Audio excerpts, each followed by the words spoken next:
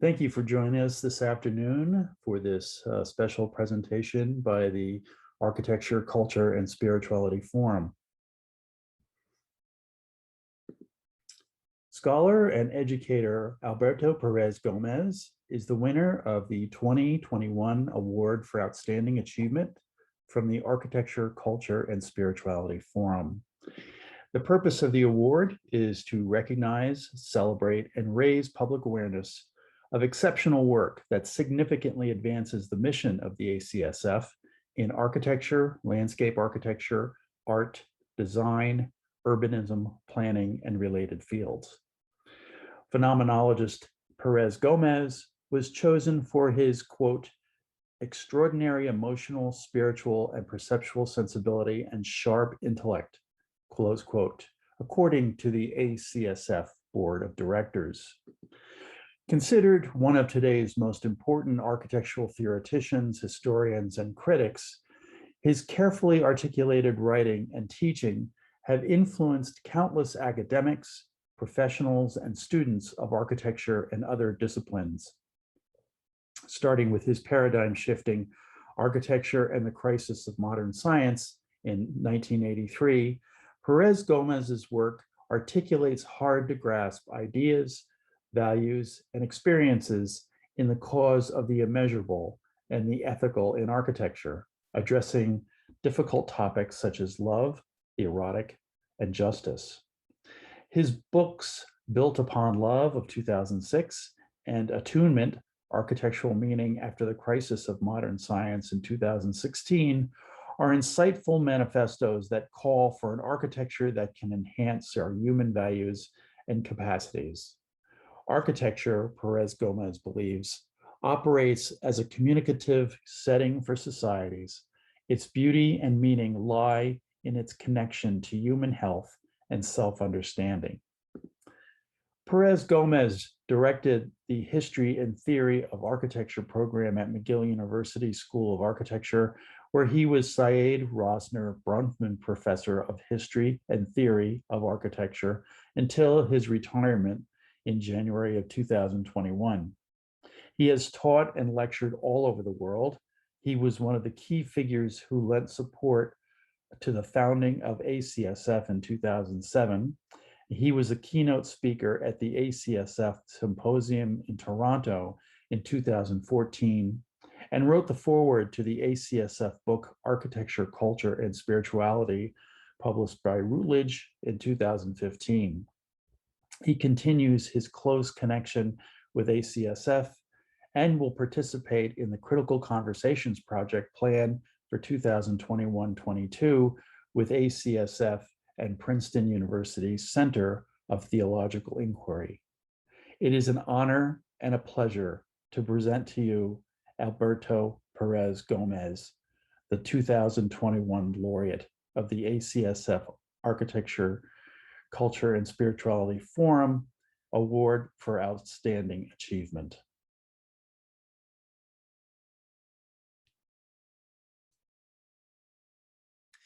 So, with my gratitude to all of you and ACSF, in the place of a formal discursive lecture, actually, I thought I would offer today something a little bit lighter, more lyrical, personal, I guess, in tune with the optimism that we all want to feel at the end of this difficult period, this few months we have been living. A few fragments really from a recent work that I have just truly begun, with the provisional title, An Alliterative Lexicon of Architectural Memories. About 2 years ago, with my retirement looming, I decided to give myself a large project, one that might keep me going in the absence of beloved students. It is ambitious, so I realize that it may remain unfinished, depending on my allotted time on this earth. I wanted to do something fun. Honestly, I was a little bit tired of so much struggle with serious concepts. While still learning more about architecture, I always feel that I don't know enough. So I decided to do something almost silly, go through the Oxford Dictionary of Architecture on my shelf and read it really carefully, selecting terms that I fancy or that hit a nerve, and then infuse them with my memories and subject them to a process of automatic writing using some cues from Oulipo, you know, the famed French workshop of potential literature. I try to be precise, and when I'm lucky, the results can be poetic, sometimes also quite amusing, certainly surprising for me, for the writer. They are also, I would claim, atmospheric, which is, as you may know, a recent concern of mine, you know, the recent theoretical, my last book. I have chosen 12 entries that have something to do with spirituality, of course. I selected them with this in mind, but all from the first 3 letters of the alphabet, because of course I'm not very advanced, so I regret this. I got a small pool of material to select from, and I envision to continue making revisions, so I apologize for this. This is, in a way, a work in progress. Like in a normal dictionary, there is a main definition and then separate paragraphs. In my case, not for alternative meanings, but for specific memories. I hope that you find the montage enjoyable.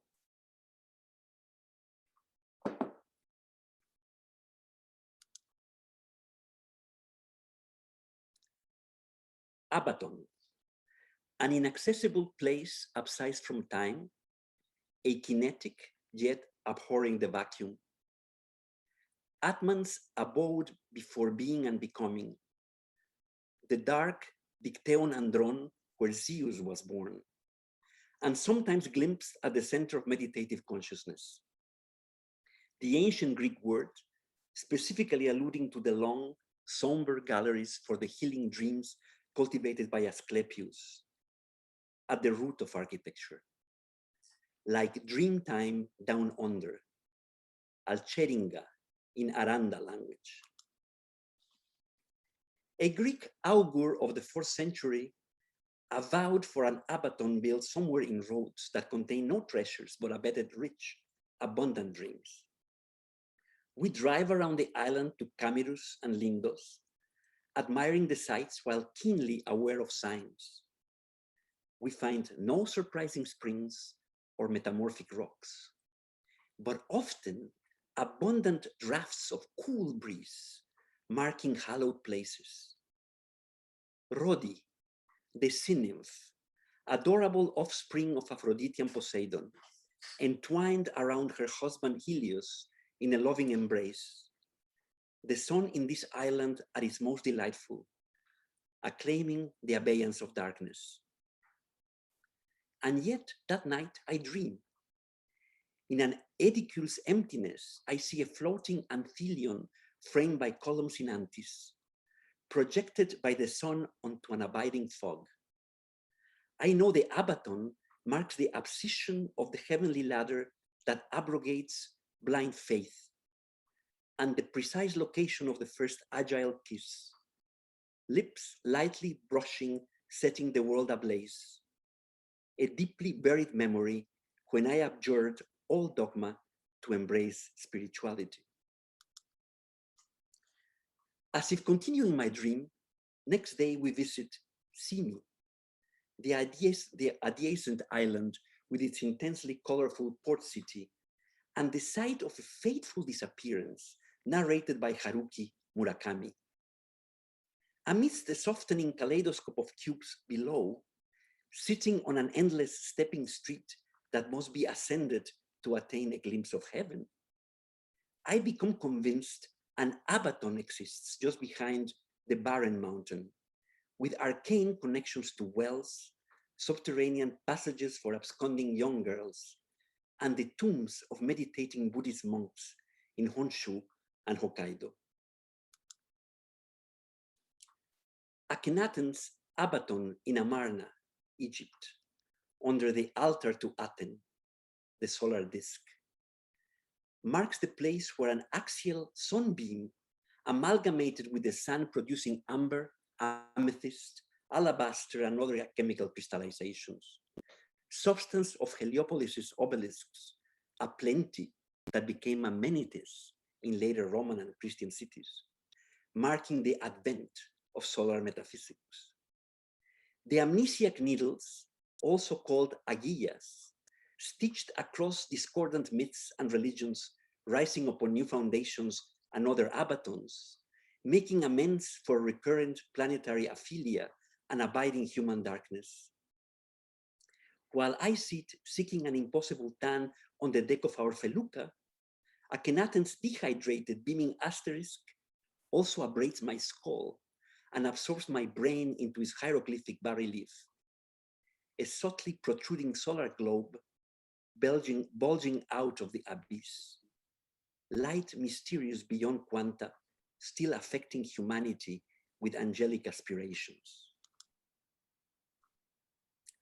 Abbey, the abbot's domain, an abode of his monks, sometimes abditory, frequently inspired by aspirational dreams. Abbeys abet ambitious spirituality and offer refuge to augurs and anchorites, some associates seeking eschatological salvation, others earthly nirvana, all antagonistic to the active life. Abbeys may display abundant imagery or be ascetically aniconic, depending on the abbot's religious assumptions. Today we visit and abhor the void, but find assertive presence equally abominable. In the arcaded apsis, the absolute uncreated abashedly appears. Shalu, Tibetan Abbey, stands apart on the road to Shigatse, soaring some 3,800 meters above the seas. An ancient building of 1021 AD, whose ataraxic yet foreboding threshold is anointed worship gray.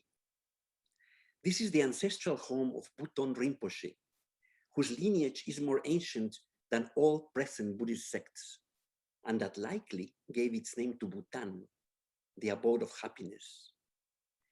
Abutaan is the ascending sound voiced by the conch shell, played by the monk with luminous eyes that had met us on arrival. We walk around the courtyards, appreciative of colorful divinities, blue and red united in bliss. And my enlightened companion expresses her admiration for the craft of a mala lying on an altar, its beads well worn by atavistic prayer. Without speaking a word, the monk approaches and assertively assembles the object round her wrist, for it has obviously belonged to her. In exchange, he kindly mimes to ask for a pen and then advances to autograph her arm as if completing a ritual. The ascendant high altitude air turns aglow after the exchange, and astonished, I imagine apsaras unwinding from the tall wrapped prayer pole to dance amidst wispy clouds. Among all Athonian abbeys, Aius Gregorius is astounding for its atmospheric silence, pure spirit. At 4 a.m., the board banging rhythmically announces the liturgy. I leave my cell and arrive to the church in darkness, assembling under the dome. I access a place, attentively standing in the stasidia. All unworthy thoughts are attenuated, and sounds are chased away by an innumerable lighting and extinguishing of candles, abundant fumigations accompanied by chants of atonement and ambulations of monks forward, backward, and athwart, preparing for an astounding revelation. A monk opens a stand in front of me, and the book appears. But a Greek friend abruptly pulls me away from the ambrosia. A monk, perhaps aware of my atonal temperament assailing all faiths, has asked him to take me aside into the narthex, where I may attend the mystery, but in the absence of presence. The disconcerting displacement seems to plunge me into abject hunger, assuaged by 8 a.m. in the refectory by 3 exquisite salty fish, peppers filled with rice, and 2 potatoes, a small glass of wine and water, all lamentably consumed in an absurdly short time before the final bell rings to avow the proceedings' end. Averred limited enjoyment while allowing the return of sound, always in this place, resonant silence. Abbot Suger's vessel is stone-made flesh, anhedral crystal, polished gray like today's Parisian skies. The door ajar, we stepped aboard across the threshold. Afloat upon earth's surface, the abbey soars and sets our hearts afire, affecting our discordant temper into agreement with cosmic harmonies, an unexpected aftermath of last night's rendezvous. Allowing emergent place between total abnegation and spiritual aspiration, the Abbey of Saint Denis affirms craft as prayer and skillful action as appeal. A place of affluence beyond material values. Our afflictions vanish amidst luminous colors turned achromatic in the vaulted heights. The afflux of light reveals darkness, supraluminous identity drifting into the void that enables our very life and concordant appearance. Alcázar, general appellation for all fortified Spanish Moorish palaces. The Alcazaba in Granada protects an adjoining treasure, the Alhambra, in Arabic, the Red One. This mysterious Islamic abode is without acknowledged origin, purpose, architect, or true name. An astoundingly harmonious architecture unlike any other. No ordinary stronghold or house, but something else. Jannah, an angelic architecture, or the adumbration of a lustful heaven actualized on earth. Anything but red, outwardly muted and bleak. Alhambra is a pearl that grew by the accretion of quadrangular amenities around the central court into an ambit of absolute intimacy. Heavenly clouds apprehended in reflecting pools and shimmering azulejos.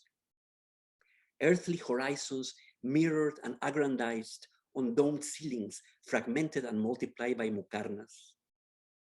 A labyrinthian experience that challenges fixed scales and bids protection for unsaleable human life as it truly is. Vulnerable, passionate, and mortal. Once amazed by its seductive craft and encased by its arborescent and nested geometries, we lose our specific magnitude and become both large and small, a point and infinite plenitude. Ambulating with renewed agility, we get lost in its ample beauty. We actually go nowhere, for there is no route, no temporal unfolding. All is fractal presence. The Alhambra abides in all its parts, while it is also the whole. Lifting our gaze into arabesques and alfarjes invites back voluptuous memories of our morning at the nearby beach in Motril, the soft murmur of the sea, and the afflux of arousing aromas in the adjoining woods. And we ascend into a geometric paradise that touches us inwardly. Our atavistic lusts spawn spiritual affect, making us amenable to alchemical amalgamation. Altar. On axis with ascending and descending avenues for avatars, simulacra, angels, and assorted spiritual beings. Used avidly for sacrifices and available for agapes and communions. Altars are analogues of pedestals, sarcophagi, and operating tables. Admirable altars may be absolutely simple blocks, a primal architecture of stone, made flesh in antiquity by the actual blood of holocausts, or more recently by the attributes of arcane relics, entwined with the luminous funerary impetus. Altars thus embody the archetypal metaphor. Life is death. While we may be irreligious, adoration at altars, wherever encountered, is amply propitious. Our attachments attenuate and atrophy, and attending to the empty stone, we hear the appeal of the earth and become intimately aware of the abyssal gravity which we are. It is always advisable to light a candle. Ambulacrum, a place to ambulate in search of silence, often abiding by the rhythm of arcades, aspiring to void the mind towards discovery and spiritual awareness. Also known as atria, ambulacra are at times enlivened by central or axial fountains and rows of trees arranged geometrically. The Salk Institute revolves around the apogee of all ambulacra, adjacent to the Pacific Ocean and gently aloof from the earth. A travertine ash blonde podium that acts as proscenium for the evening astral spectacle alighting above the aquatic horizon, divided by a shimmering water artery aligned with the solar axis, appropriate for spiritual ablutions. We arrive through a shady threshold, an adjoining anteroom populated and bound by a grid of trees. This ambulacrum assists and abets the advances of science while holding in abeyance misleading obsessions, foregrounding the mystery of embodied consciousness, neither brain nor body alone, enabling conversation among scientists and artists, amorous appetites between lovers past and present, and our admirable communion as we acquaint ourselves with new and old friends and distinguished hosts. Appealing to the memory of Arabic courtyards, painterly abstractions, and modernist arabesques, our words become actions in an intimate dance. Amphitheater, affording views from two analogous sides onto amazing and appalling spectacles. Amphitheaters of Roman origin, like contemporary sports stadiums, are optical apertures, mostly oval in plan. Enticing appetites for divine epiphanies, abominably violent, courageous, and artistic actions elicit applause. A communion apprehended emotionally as a common purpose. For what else is seeing, if not seeing abysses? 9,000 animals were sacrificed at the opening of the Roman amphitheater, an atrocious affront to sentient life, not unlike the accruing numbers of concussions in contemporary aggressive sports. It is the amalgamation of eros, is it the amalgamation of eros and thanatos? Is it that apophenic, all spectators perceive meanings in the abatement of life? Are they abnormal or anesthetized? Or is the architectural meaning of countless sports amphitheaters around the world a result of a ritual communion? All participants empathetically associated with athletic gods, sometimes running amok. Advancing inland from the Mediterranean, we breathe the first unadulterated wafts of Tunisian desert air, alluring for the body and addictive for the spirit. Absolute naked space of geometrical clarity absconding into its own silence. The amphitheater of El Jem arises upon the horizon, admirable in its integrity, as if left in abeyance by its ancient Roman builders. We access with alacrity the shaded porticos and climb arches upon arcades of stone masonry. The acrobatic structure disassembled by its arrogance into a Piranesian prison. Unexpected angles and abstracted views up, down, and across into alcoves and alien cavities, accentuating an absurdly rapturous atmosphere. And upon attaining the light blue, altitude, and accomplished sense of liberation, the arena offers no agonizing spectacle, but the adorned building itself. The abashed desert stone, avenging the accumulations of lives lost with its permanent abasement, forever fading into omnipresent sand. The apex of aphrodisiac spectacles, anything but pornographic, is apprehensible today by some Spaniards and Latin Americans. In the faena, from the Latin facere, to do or make, eyes, horns, and testicles of animals and men become exchangeable and apotropaic, warding off death through sacrifice. The colorful ancestral ritual is organized in 3 parts, announced by trumpets and framed by the allegro rhythms of the double step. An opening procession followed by an alchemical dance between the seductive matador attired in light and the amorous black beast. The affixing of banderillas and other accursed injurious actions to assure the bull's agonistic disposition and amplified aggressiveness, all ending with the couple's mortal combat. Like 50,000 acclaiming spectators, the bullfighter's aquiline face is aquiver with pleasure when about to pounce on the bull in the Plaza de Toros, Mexico, the largest in the world, sinking the steel deep in the animal's neck, this day of my birthday. I observe appalled the bloody intercourse, becoming a spiritual apparition. The tears of arrows flow from my eyes as Mithras, born from a rock, accepts the anatomized tail and 2 ears as a reward for gracefully slaying the bull.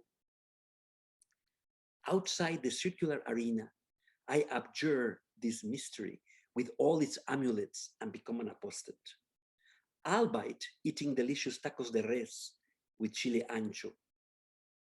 I annually make amends for my ambivalence by lighting candles every night on December 24th, appropriate also to celebrate the arrival of the Aztec new sun. Baptistery. Baptisteries are buildings that enclose baptismal fonts, where blessed water is poured on benign babies, and willing adults bathe to cleanse a birth stain, a blemish never visible nor baleful, but believable in view of humanity's base nature. Baptisteries also name the basins themselves, sunk or freestanding vessels for ablutions, octagonal, circular, cruciform, or softly anthropomorphic. The varied shapes contingent on historical times and ritual preferences. Early baptisteries were boldly similar to Roman Frigidaria, beckoning full immersion in the Baptist River, including mosaic bands with fish, alphas, and omegas.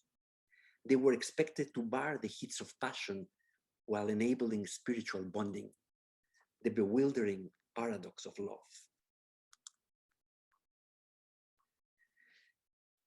The Orthodox baptistery of Bishop Neon and the Arian baptistery of King Theodoric, both bastions of early Christianity, built within a century in Ravenna by their respective benefactors, bear similar salvific versions while belying the ultimate nature of blessed water.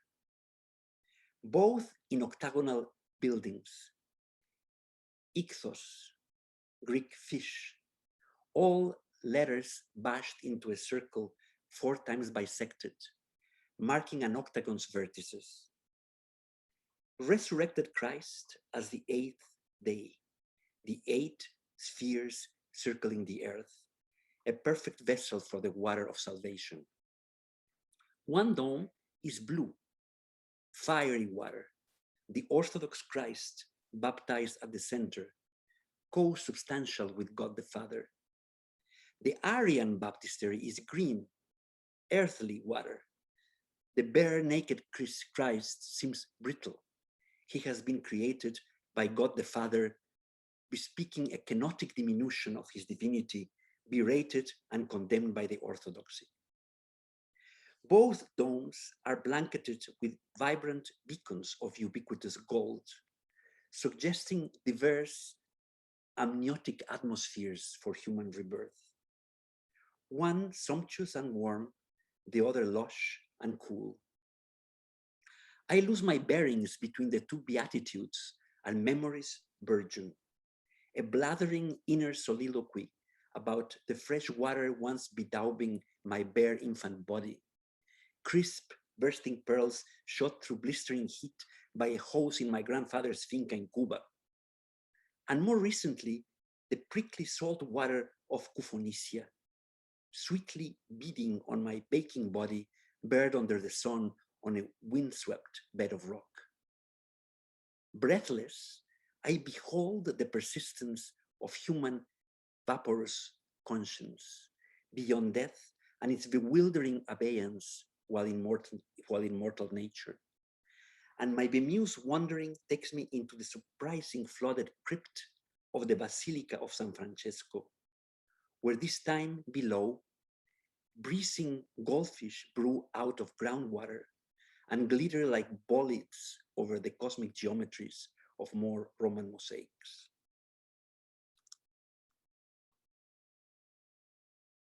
Belvedere. Basic building whose base enables a beautiful and active view, from Italian bel vedere, also called mirador from Spanish, kindred to the Arabic mihrab, a longing view of the divine framed in mosques towards Mecca, a temple, Latin templum, that bestows contemplative sight and reciprocally beckons contemplation, with direct reference to Greek thea, a view from Theos, Zeus.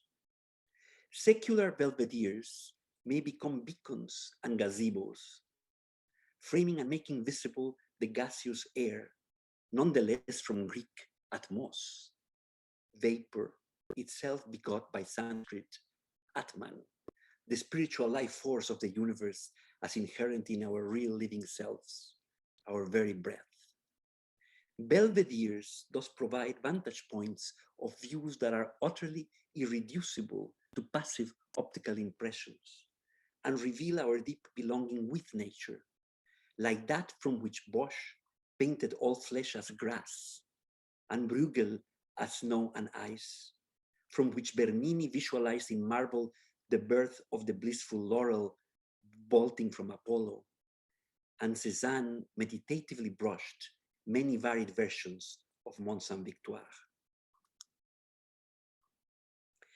Built upon an artificial mound in a park at the center of Beijing, not far from a pavilion that gathers gentle fragrant breezes on summer afternoons, a beguiling red pagoda is bedecked with turquoise, deep aquamarine, and gold motifs. It brandishes braces and brackets that bolsters, it brandishes braces and brackets that bolsters a blue tile roof and bestows the best views of the capital, a horizon both bounded and boundless. Floating boldly over the forbidden city, the Prospect Hill, in Chinese Jingshan, is a belvedere that bears our cosmic bearings and frames the sunset. Bewitched by the bright southwestern view, we await what might be tide.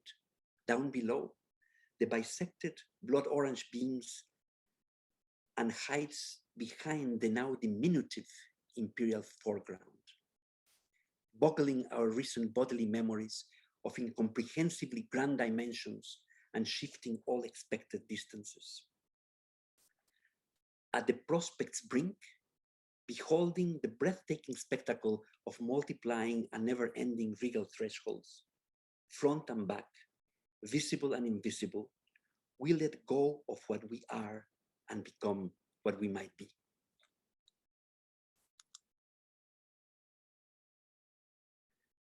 Campanili, bell tower in Italian towns, sometimes freestanding, clamoring only the appropriate time at irregular intervals by clanging harmonic percussion. Bells clapping in combining and coalescing clusters, a gift of sky-bound metallic wings. Choreographed to be correspondingly tall and thus equally close to the clouds, the two campaniles in Siena cast a place for endless delay. Gnomons weaving the cadence of a promenade conforming to my labyrinthian soul. Their compatible compasses, concentric copper and tin songs, careening along the crooked sloping streets. One campanile at the cathedral, stacked stripes of white and greenish black marble. The other growing at the bottom of the concave fan-shaped campo. A long red brick shaft topped by a corbel parapet, a stone and marble cradle. I have come to the appointed place, taking cover from the rain in the capella by the tower. And my mind's eye climbs the campanile. Under the sonorous canopy and close to the converging point of nine triangular gores of pavement, clinking, cascading water gushes coiling into the culvert. The crimson brick pavement shaped like the Virgin's cloak coruscates and curls. Coasting higher on the crest of newly pealing bells, I can see the two concerted campaniles, diffracted and crystallized, their coins compressing into acute and obtuse corners, flattening to the thin depths of Ambrogio Lorenzetti's peaceful city, the approaching Black Death collapsing the life space of countless Sienese citizens commemorated in this chapel where I must keep waiting sotto l'orologio. Meanwhile, the campo continues to stage life. Cagey crowds reappear and start cavorting. Clammy garments reveal coveting passions. And I recall that close to here, St. Catherine's crucifix had caused her combustible stigmata. One constantly craving love, the beloved cruelly absent.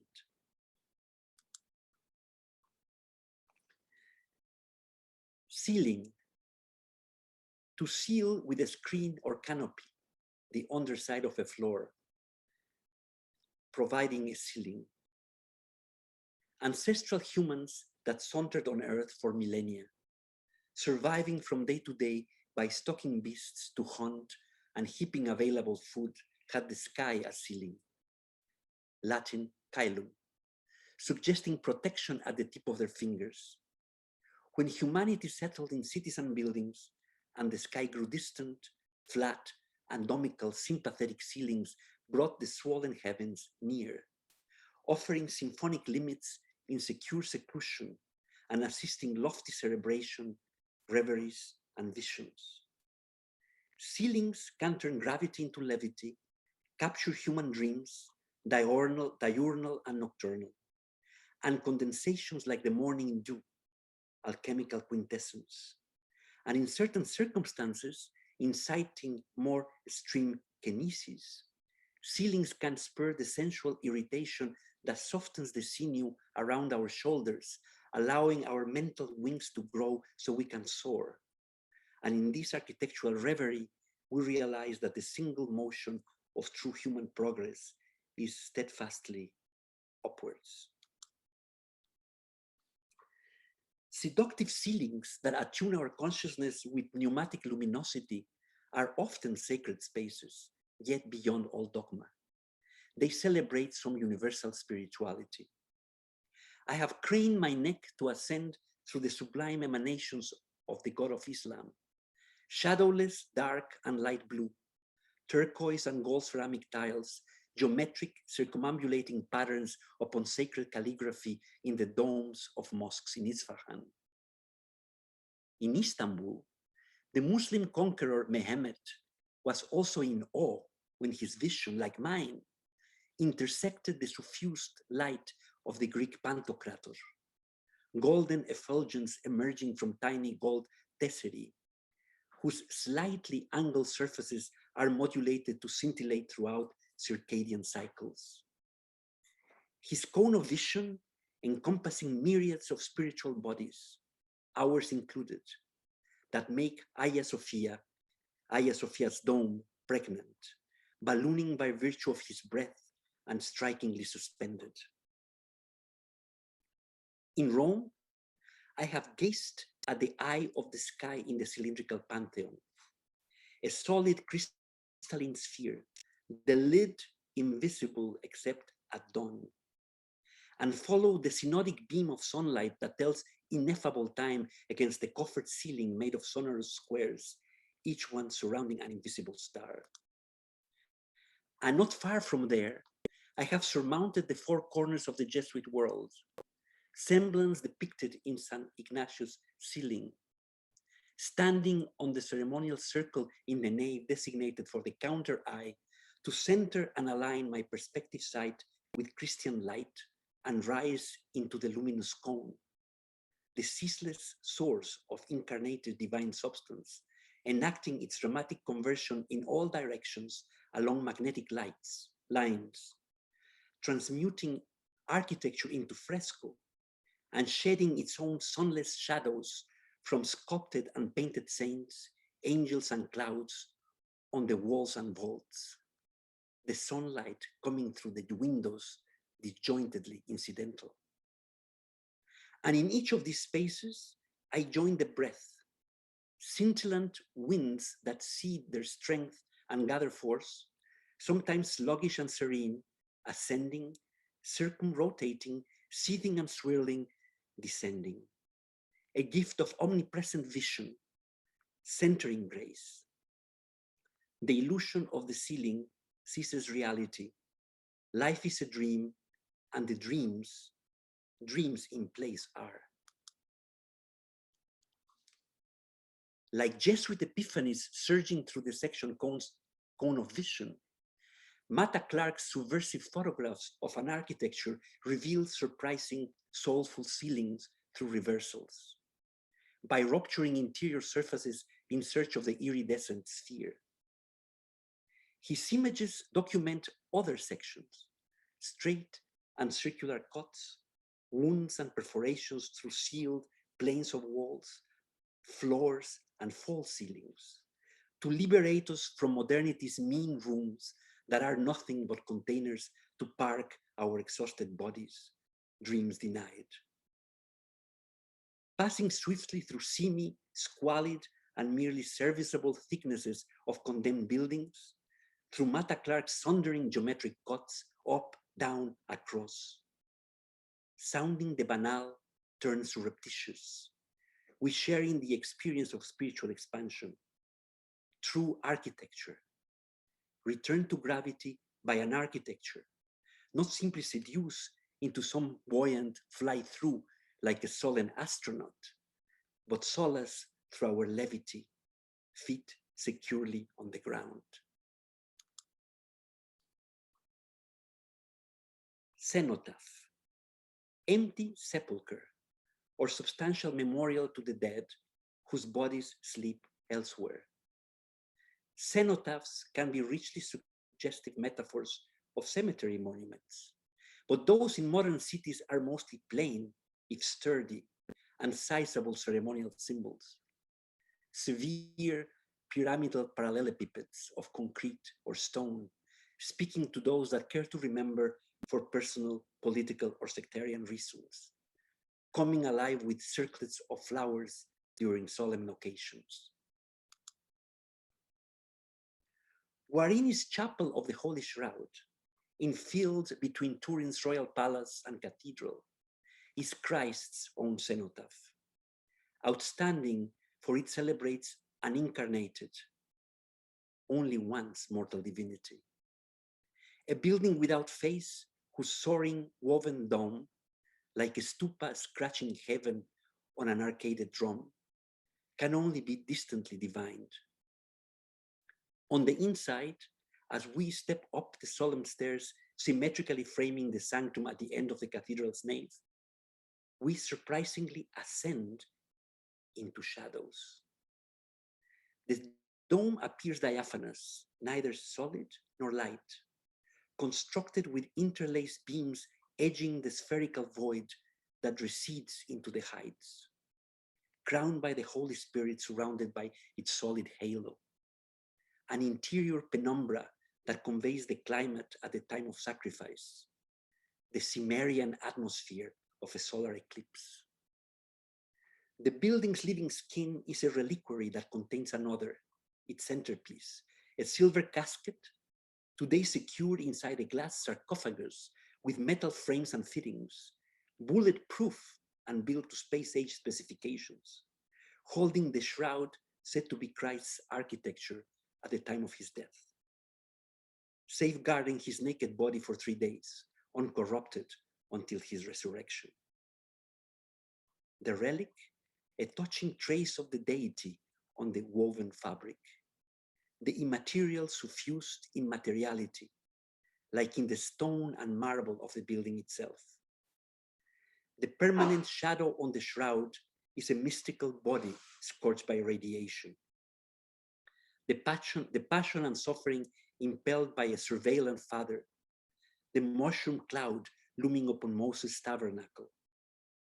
One singular material trace that manifests the void, a presence of the absent cadaver now awoken and elsewhere. Sheltered by a cenotaph, we exit, a sheer interiority we leave behind without external body. A distant, sorrowful sphere, set in place by a symmetric cradle, and surrounded by 3 rows of cypress trees on various levels. The ceaselessly variable shades on the seamless orb, rendering the solid geometry evanescent. We can sneak into Newton's Cenotaph with our imagination, strolling in through the vaulted threshold on the section drawing by Boulez, arriving through a somber tunnel in the bottom center of the vast sphere where we find the scientist's empty sepulcher. His monument surrounds him, the stellated universe itself that we can survey in all its clarity and sublimity. Each celestial luminary, a perforation on the shell, the vastness of space corroding our certitudes, just as it sustains our worldly physics with certain and definitive equations. Newton's God, his discovery, the pleromatic enabler of universal gravitation, its sine qua non, absolute empty space existing independently of all subjectivity. And at night, should we care to come back, the inside of the cenotaph swells into a glowing sphere, seething light from its center, harmonic sun, the rainbow's diatonic scale, singing omnipresent and speedless, forever here and there. 2 scientific suppositions, mostly true, though sometimes false. 2 poetic revelations, certain if confounding for our sentience. The day and night of the deity, ineffable vacuity and light.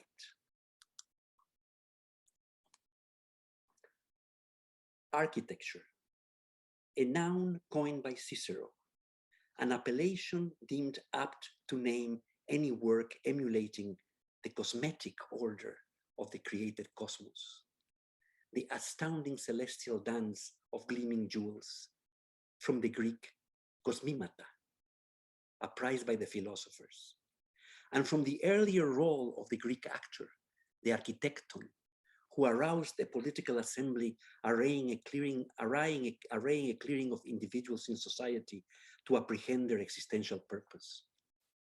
Architecture is like a chameleon, changing incarnations along human time while also abiding, unchanging in its own archi, from Greek, originating, beginning, and principle.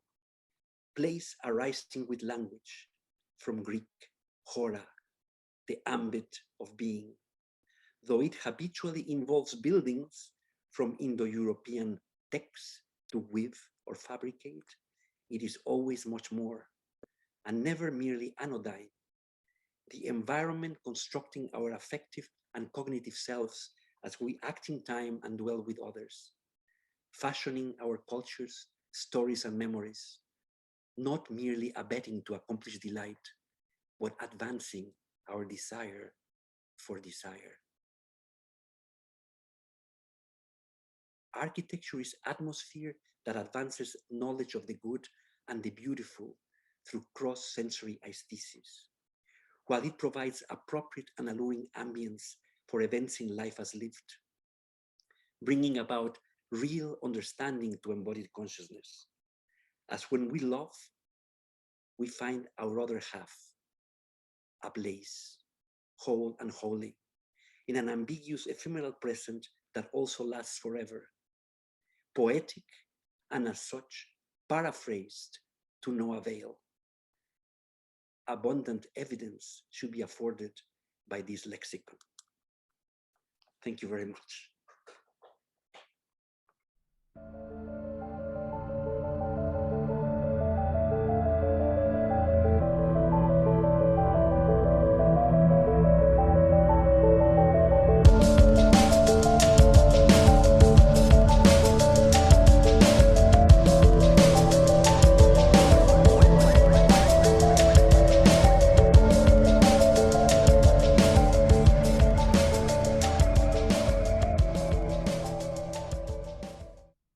Yes.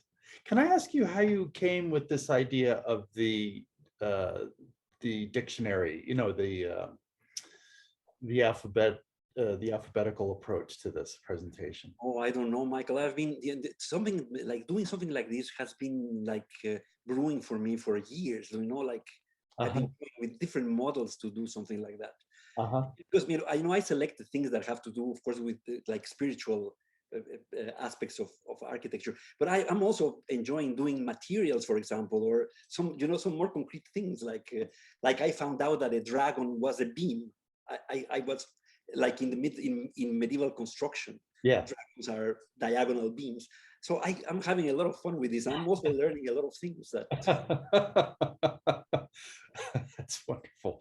Now, can we invite everyone with us to this afternoon to, if you have a comment you'd like to share or a question for Alberto, please type it in the chat, and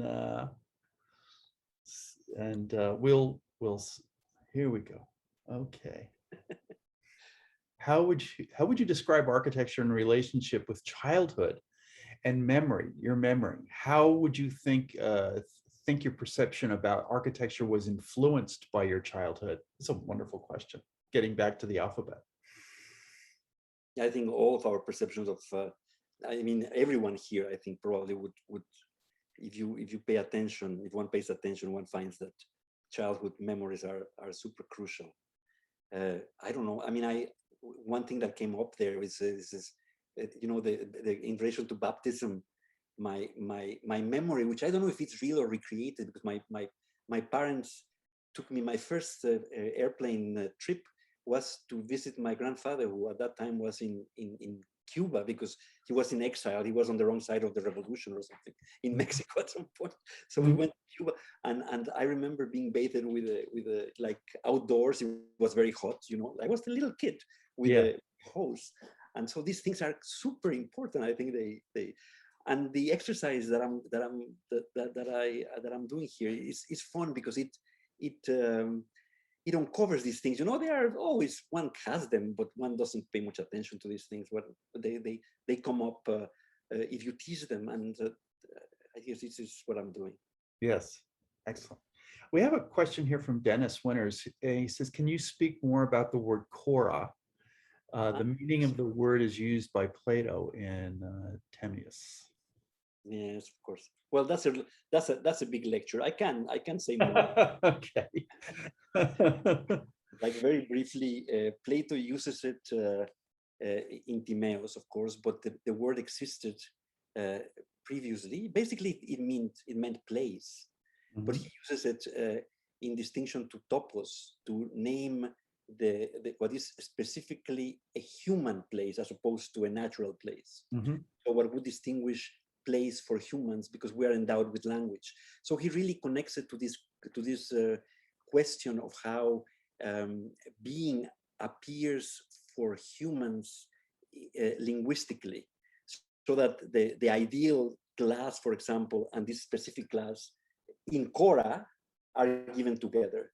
And Yeah. this is really, you know, in a way, a paradox that really, like philosophers argued for centuries, whether the real was the ideal or the real was the particular. Mm-hmm. And you know, and I think Plato really had this intuition that then is recovered by Husserl and phenomenology, that this is the condition of human placedness, that is this kind of linguistic condition where the ideal and the particular is given together. And this is really the point of departure of phenomenology. So that's what I could say, but I don't know. I mean, and also, of course, because it connects to the beginning of philosophical speculation, one could also argue that it concerns architectural origins in the Western tradition, right? Mm-hmm. This awareness of this modality of place, which is properly human. Yeah. Very good. We have a question here from a student of architecture in India, and her question, or the question to Alberto is: does one need the maturity of age and time to understand the spiritual, poetic, and experiential aspect of the built? I don't think so. I don't think you need to get old to understand that. I mean, one of the first, you know, this, like for me, when I was very young, one of the first readings that I only allude to very briefly, you know, the discovery of sexuality, I think, and its connection with spirituality is something that comes early in life. If you are aware of what's happening, you know, Rilke famously wrote these beautiful letters to a young poet. Yeah, Rilke. Love. Yeah. And talks about precisely this issue of how, well, you know, yes, but it's something that can happen when you are very young. It doesn't have to be a question of maturity. Mm-hmm. Maybe age is the opportunity to keep falling in love over and over again with the built, with the architecture and the built. You know? Yes. Because you see different things that are attractive at different ages. I think, yeah. Oh, we have a question from Isabel, who's a PhD student. She would like to know a bit more about the Alupo rules that Alberto used. Maybe I'm not pronouncing this correctly. Oulipo, Alupo rules? Oulipo. Yeah, sorry. Yes, this is the workshop for potential architecture. It's a group of 20th century French writers that create. I mean, you know, I'm using this very, very loosely because I basically let my narrative. My narrative guides my writing. I use the Oulipo techniques. Well, to give it some additional interest, but there's, for example, Perret, right? Who writes for.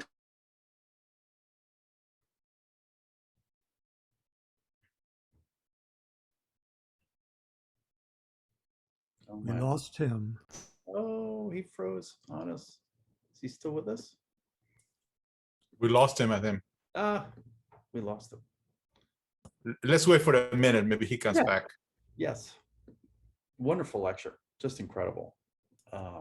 Yes. And a wonderful way of formatting a lecture that way. Let me come back in. Let's see what happens.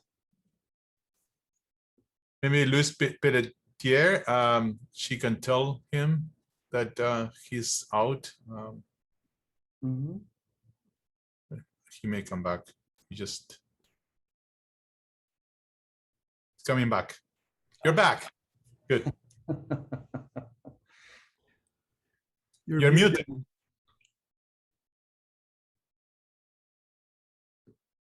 I'm sorry. Yes, I don't know how I got muted. Yes.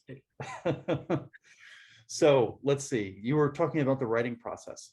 The writing process. Yes, there are very restrictive rules that these poets give themselves to write poetry, you know, that use only the words with a single vowel or stuff like that. My own rules are much more flexible. I basically try to find alliterations. So I look for words that connect to the sound, to the first sound of the entry that I am working on. Mm-hmm. It's a simple thing, and then, you know, it sometimes it grows in a beautiful way. Sometimes it's and sometimes it gets a little silly, and I have to rein it, bring it back. Yeah. This is the process, you know. And of course, I'm not a poet, but I think it's an interesting way of working. Oh, you fooled me. Alberto, do you have any thoughts about how such a writing process might inform architectural design itself? That's a nice question. Well, you know, that's a good question. It connects to some surrealist processes of automatic, you know, like automatic drawing, or that through displacement and surprise reveal certain things that may not be obvious to someone engaged in the work. So it may have, you know, I think it's not exactly the same thing, but because it's a kind of process that elicits a discovery through the act of making itself, I think it can have some resonances with what we do as architects. We just, you know, No, I think you know, writing and the design process is very, very, very similar experiences, you know, in terms of establishing the dialogue with the work and it telling you where it wants to go, you know. We have another question here, is how is it possible to create a spiritual architecture in our technological world? Oh, it's I don't think it's impossible. I think we're still humans. We're still mortal. We live in a nature that is equally awesome. That's what I was trying to evoke with my writing. I mean, these things can apply as much to, you know, I mean, I could have spoken about a chapel by Peter Zumthor or a Gothic cathedral. I think it's not necessarily I mean, it's of course more complicated. I mean, I guess one of the greatest problems, and I think there are many others, including David, who's kind enough to be here today, who has spoken very eloquently about this, is our blindness to the meaning that is out there before we even start putting, you know, like before we start a project. So when we talk about something like the designing a spiritual space, I think the first thing would be to become aware of the meanings that are given in the surrounding world. Site, topography, orientation. These things really matter, and I think that light. I mean, we're talking about that. I've talked a lot about light in my lexicon. These things are as mysterious today as they always were. We don't know what light is. We manipulate it, you know.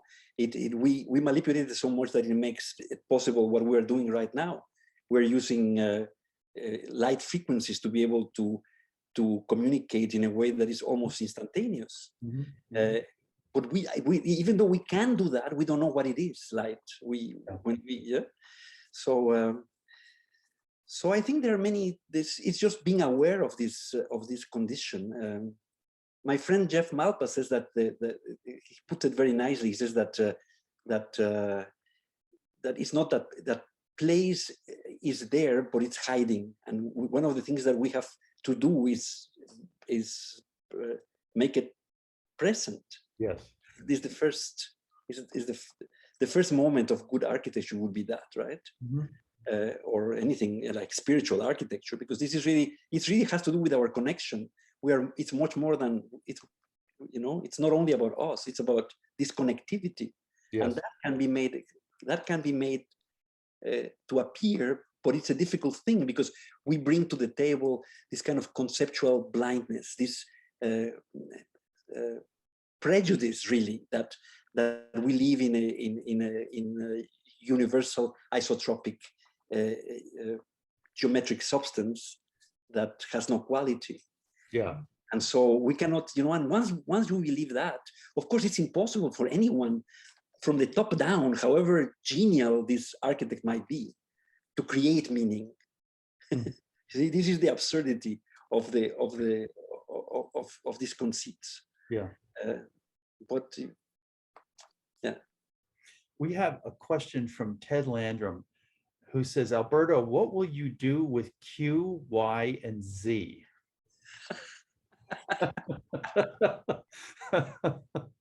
I don't know. I don't know yet. I'm really working. I'm now actually, because, you know, I started planning this lecture early on. I'm now in like starting letter F. So I know that much. But I'm not that far, Ted. So you're using you're very disciplined. I'm really going, you know, I'm really doing this. Oh, you cannot see it because of the background, I think. But anyhow. Oh, it's a dictionary. It's a Oxford Dictionary of Architecture. I'm going really seriously entry by entry. Okay, because I was thinking, wow, what kind of discipline is he using? Is he just opening the page like anywhere and seeing where the word is? No. It's actually tough, you know. It's tough. Like today, I was working on flint. You know, flint. I had no idea that flint was an architectural material. It's used not a lot in the Middle Ages, but it is. And then I realized that I had actually visited some churches built with flint in East Anglia, because I was resident in the University of Essex. Yeah. And I remember being very amazed by the luminescence of some of these stone. And now I realize what it was. They are very rare, but you know, flint is used in architecture. Wow. So I'm learning things. It's really great. Let's see. We have other questions here. Which poet's work do you find more architectural and spatial? Poets. Yeah. Oof. Poets' work. I never thought of poets in that way, actually. Huh? Klaske is good. Well, we have a friend that wrote a little book with us, Klaske Havik from Delft. Yes, it's actually she's directly addressing questions of architecture through poetry, and we published her little book. It's very nice. But of the major poets that people might know, I don't know. There are some beautiful pieces by Rilke, early pieces by Rilke, where he talks about art, and that are really are really inspirational for me. I mean, Rilke in general, I find fantastic. You know, that like the more mature work, like the Duino, is fantastic. Mm-hmm. But the early poems, there are many that are really about material conditions and experiences and objects, and they are really, I find them amazing. Mm-hmm. Now we have a question here about Mata Clark. Is the relation between architecture and non-architecture. The proposition was the necessity of integrating architecture and non-architecture to integrate a social condition in our cities. What are your comments on this? Wow, quite a question. Yeah, you mean Mata Clark's own, what he talks about, or what I said about Mata Clark? Can you? Yeah. He uses the word anarchitecture, mm-hmm. Which has to, I think, it connects to anarchy, because you know, it's really this it's an architecture, and I used an architecture in the entry. Well, the work, of course, to me it belongs in the whole tradition of a very important tradition of theoretical projects that starts with Piranesi and that continues in the 20th century. that really questions some of the presumptions of what can be built. Mhm. You know, sometimes very radically, like in the work of John Haydock, where he's trying to, where the agenda is to somehow retrieve that spiritual tradition of architecture, even though it appears not in built work, but in the case of Mata Clark, in photographs. Yes. Or in drawings in the case of Haydock. But I think this is that's the way I understand Mata Clark. Mhm. But I may be missing something. I'm not a specialist on Mata Clark Yeah. by Yeah. no stretch of the imagination. I don't even I don't think I've ever read Mata Clark. If he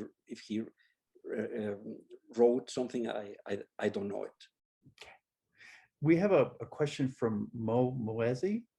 How do you see the loss of spirituality in architecture as a result of its loss in modern culture and society? Is there a connection there? I'm not sure I understand the second part of the statement. Yeah. The loss of spirituality in architecture, is it a result of the loss of spirituality in modern culture and society? Well, yes.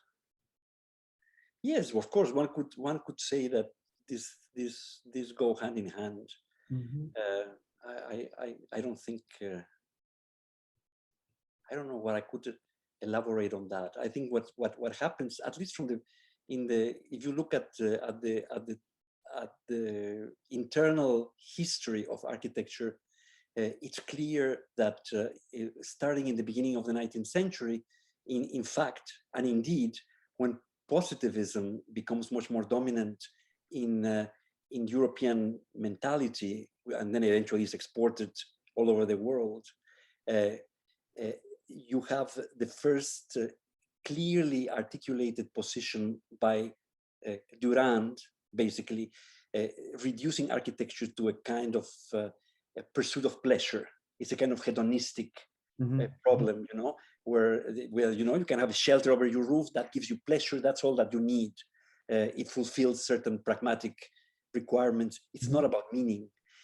Just before him, and this is the Cenotaph, of course, of Newton that I showed as one of the entries, his teacher would struggle with precisely the possibility of imagining imagining an architecture that would be truly meaningful rather than simply pleasurable. Pleasurable, yeah. And so once you have of course, it goes hand in hand. I mean, obviously, Durand is the product of his own time, and that's why he becomes incredibly, you know, like his position becomes accepted generally all over the world, whether by choice or by French colonization.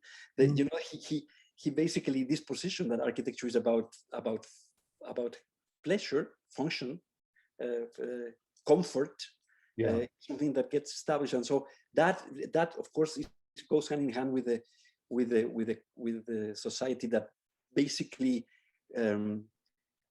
embraces positivism as the only understanding of whatever is true.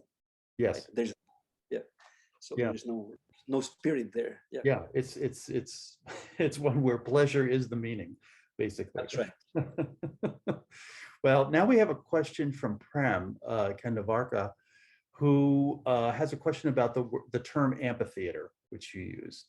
The etymology of which is ampha, meaning both ways, and theater, a place for viewing, suggests that a gaze shifts between two directions, towards the spectacle and towards the spectator. Is this the gaze which one must adopt for all architecture?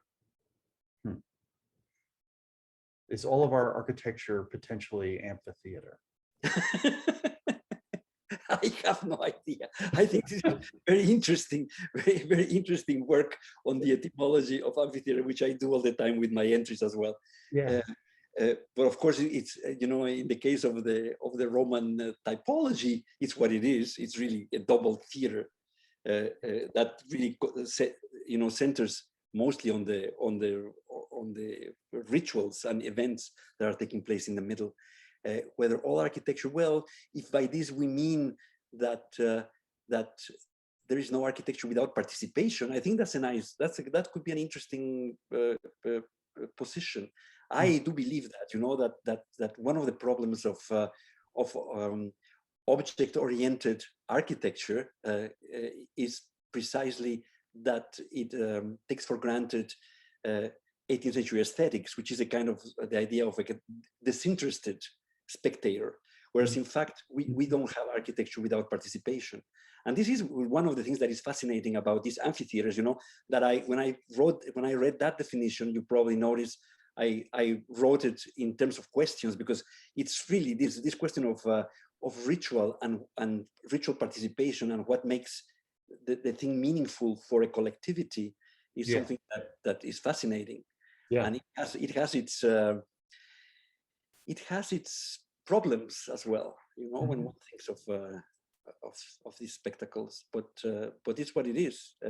People do, like yesterday they went crazy here because the Montreal Canadiens made it to the finals in hockey. The whole city goes mad, you know, so mad that people become destructive. They break windows, and it's very hard to understand for me why this translates into this kind of nasty. Yeah. I have there's another question here. Do you see a specific relationship between the tools of thinking, including computer drawings, and the loss of spirituality in architecture? Is using, I guess, to say it another way, is the use of computers in design and presenting architecture leading to some loss of spirituality in the work itself? It's a very interesting question. I think it's not necessarily, I think it's not inherent in the tool, but what does happen is that once you are working digitally, the machine internalizes certain presuppositions about the external world that then become tacit, right? So for example, the fact that place is qualitative is something that you cannot see when it's reduced to the three-dimensional matrix of Cartesian space as it appears in any computer design program. Yeah. So that one loses this possibility to understand that what is at stake is the meaning of are meanings that are pre-existing, that are a priori, that are prior to the operation that one is engaging in, because the machine hides it. I mean, you know, again, back to the early 19th century, this was explicit at least.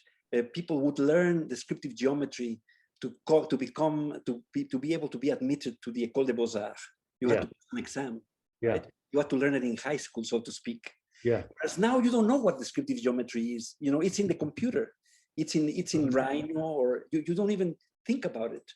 So you assume that what you are designing, you know, that there is a kind of seamlessness between what appears in the computer screen and the world out there.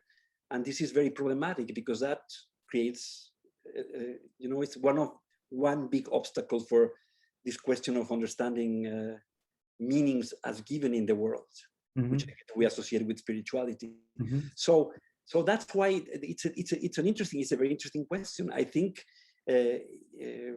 if one is not careful, if one is not critical about the tool, there is this danger. There's also, of course, the danger of the absence of materiality, right?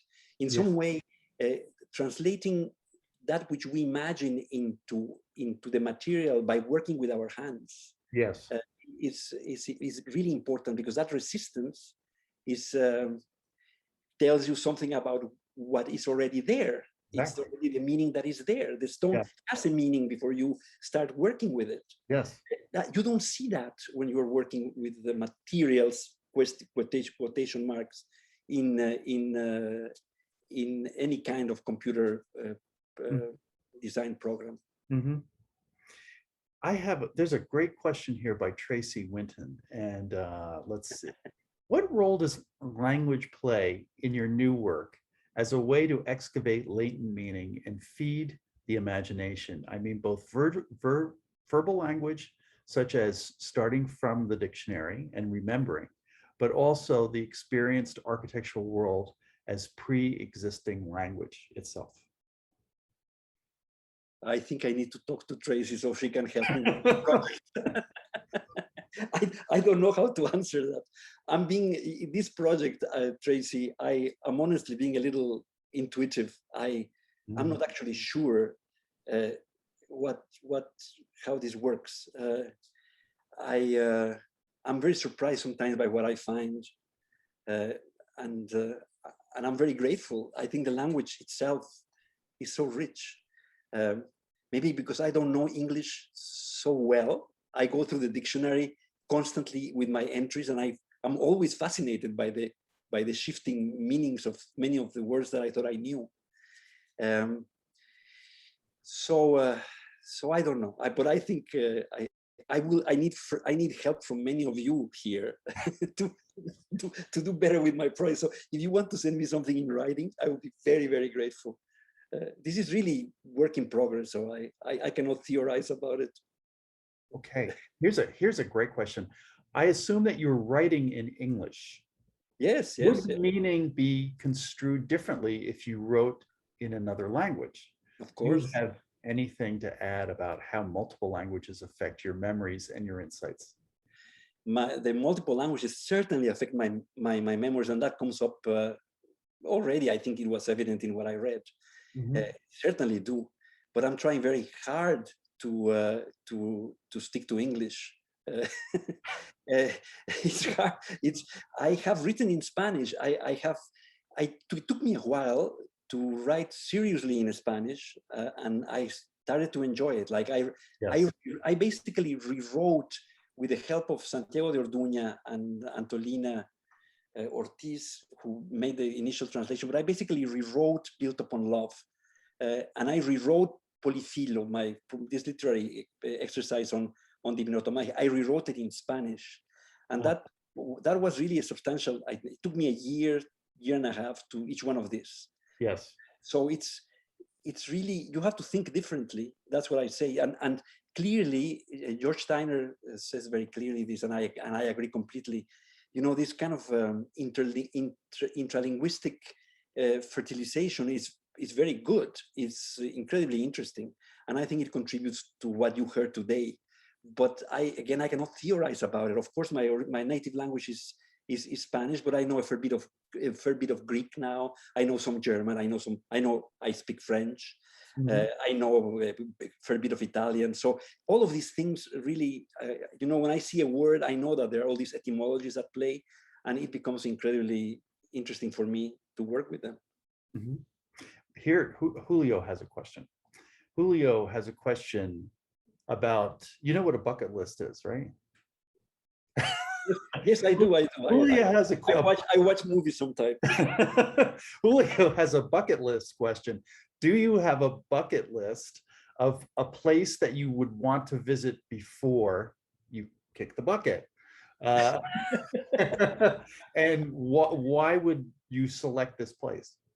Oh, Julio, I haven't traveled enough, you know. I really, as an architect, I'm not that. I traveled. I mean, but I usually go for lectures. In the past, back and forth. I need to see a lot of things. Sometimes I'm very embarrassed that I hear people talk about, particularly contemporary work, modern and contemporary work that I haven't, that I don't know. So yes, I do have a long list. But I don't know if I could tell you some things off the top of my head, but you know, it's really long. There are many things that I would like to see.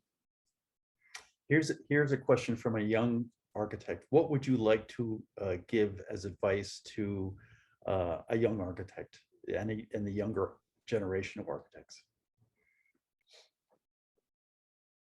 Just like that. Well, my dear friend, you know, I mean, this is what I've done all my life. try to give advice to younger people. I spent my entire life teaching and writing, and so I mean my advice, I guess it's there. I've written quite a bit. I don't know. I mean, briefly, I guess, be critical. Don't believe the hype, and it's. I mean, I think it's very disturbing to get carried away with seemingly obvious positions, kind of a purely technically minded, like the reduction of architecture to fashion, to taste, to technical sustainability. These kinds of things are very shallow, and I think one has to, I mean, think about people and what else? Kenosis, maybe it's a good. It's a good advice. A diminution of one's arrogance as architect. Learn to listen. And understand that the other's way of life, habits particularly, are incredibly important, and one has to be very respectful. I don't know. There are a few things, I guess. That's a wonderful way to end. Passion, love. This is a wonderful way to end our time together this afternoon. Thank you very much. I want to thank you so much for what you've given us today. It's thank you, so guys. valuable. Thank you for coming, and I hope you are well, and I hope to see you around. Yes, and thanks everybody for being here.